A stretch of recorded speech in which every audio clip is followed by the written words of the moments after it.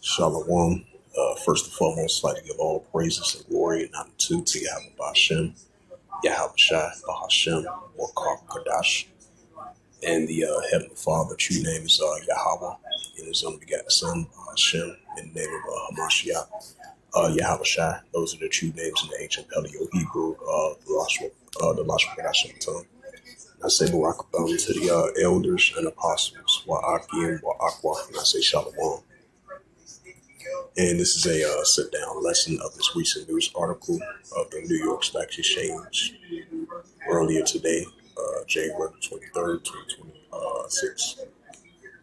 And this is from CNBC.com. As we've seen, the markets was up, I would say, like for the past 2 days for the Dow Jones.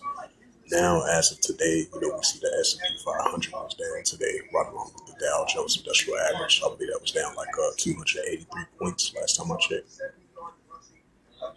And this is published by Sean Collin and Paul Peliashen from the CNBC, updated Friday, January 23rd, 2026 at 4:15 p.m. Eastern Standard Time. It reads, S&P 500 ends Friday's little change, but posts second straight losing week, amending wild trading.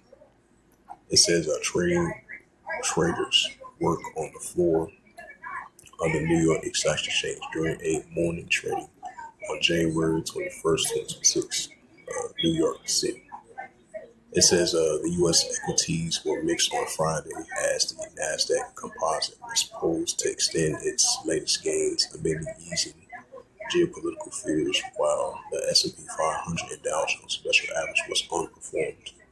It says underperformed on the tech-heavy NASDAQ advanced 0.28% and settled at 23,501.24, while the broad market S&P 500 it out a gain of 0.03% to end at 6,915.61. The blue chip down lost 285 points and 285.30 points, or 0.58%, closed at 49,098.71. Nearly a 4% slide of the Goldman Sachs on the 30 stock index. Nvidia and Advanced Micro Devices were among those supported. The Nasdaq and the S&P 500 climbed 1.5% and 2.3% respectively. The news come as people familiar with the matter told NBC that the Nvidia CEO Jensen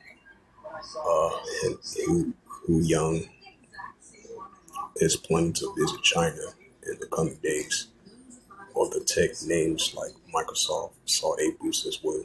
Intel shares contrast tumbled 17% after the chip market reported a disappointing first quarter outlook. The three major averages rallied for a second session on Thursday as the investors were appeased by the news of easing trade tensions and geopolitical risk. Right, because the markets, they react what's going on geopolitically, especially economically. It says the index began their rebound on Wednesday after President Donald Trump's called off his threatening tariffs on the imports of 8 European nations, which were set to start on February 1st. In the announcement that he and the NATO Secretary Mark Rutte reached a framework of a future deal with respect to Greenland. The tariff threat briefly sparked a flight from U.S. assets as investors turned to the sell American trade at the start of the holiday shortened trading week. Trump has also told CNBC Wednesday that he has a concept of a deal with the Arctic island. Investors this week welcomed the term that kind, the start of the Liberation Day or shortly thereafter. The taco trade, said Scott Ellis, managing director of corporate credit at the Penn Mutual Assets Management. Maybe investors will look to the future as Trump Khan Wars walked back, his administration walked back some of its rhetoric in order to get his deals done to ensure, right, because you see Donald Trump is kind of double-minded. First thing he might say this, and then the other he might backpedal, backtrack what he say, and change his tone. Because we've been seeing that as of recently, especially with the tension between NATO and EU over Greenland. I mean, NATO and EU together versus Donald Trump. This situation with Greenland. Now, I think they had some type of framework of the deal, but you had representations of that support Greenland. They were saying that Greenland is not for sale. They say they be able to work a deal with the United States, but they're not going to fully sell Greenland for sale. It says to be sure, Greenland Prime Minister Frederick Nelson said on Thursday he doesn't know what's in the framework of the bill that Trump announced, stressing that any such deal must respect Greenland's sovereignty and territorial integration. Integrity, I say.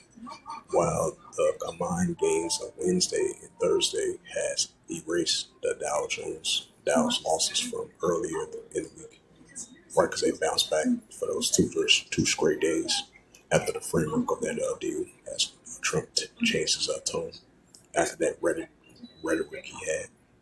It says Friday's move put it back in red.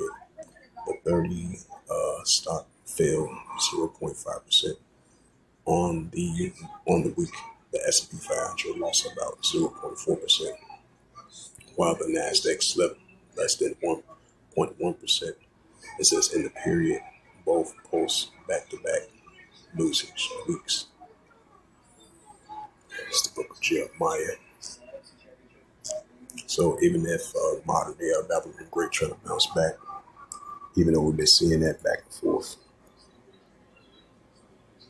and because of the words of Nero 47, you never know what you're going to get from him. Because this guy's Nero 47, he's unpredictable. This is Jeremiah chapter 51 and verse 7. Yeah, Jeremiah 51 verse 9. Meant to say, Jeremiah 51 verse 9. Who would have healed Babylon, but she's not healed. But second her, let us go at once his own country, for her just roots the heavens up from skies. So there's a healing for Babylon. Jeremiah 51 verse 8. Babylon is suddenly fallen, destroyed. How for her take on for her pain, that she may be healed. Right, try to make modern day Babylon better again, powerful again, strengthened again, healthy again, which is not going to be fully healed. As Nero, he shows forth that modern day Babylon is going to be stronger than ever, powerful than ever, which that's not going to be the 100% case. Because we're still going to see modern day Babylon's fall. It might show signs, it might look like it's strengthening, but that's not going to be the 100% case, because everything is balanced in the sight of Heavenly Father, Yahweh. But besides that, hopefully this sit down lesson was edifying, as the markets was down today, the S&P 500 and the Dow Jones Industrial Average after their 2-day gain, as Trump changed his tone to easing the tariffs on allies of European Union, NATO, about even though they came to somewhat of an agreement of a deal with NATO. Because, keep in mind, as I mentioned again, the markets react what's going on geopolitically and economically as well, too. So with that, as it says again, the S&P 500 ends Friday, little change, but post second week, straight loss week, amending wild trading. So with that, I'd like to give all praises and glory and honor to Yahweh Ba'Shem, Yahweh Shai, Ba'Hashem, Wakar Kadash, and the Heavenly Father, true name is Yahweh, and His only begotten Son, Ba'Hashem, in the name of Hamashiach, Yahweh Shai. Those are the true names in the ancient Paleo Hebrew, the Mashma Kadash Tongue.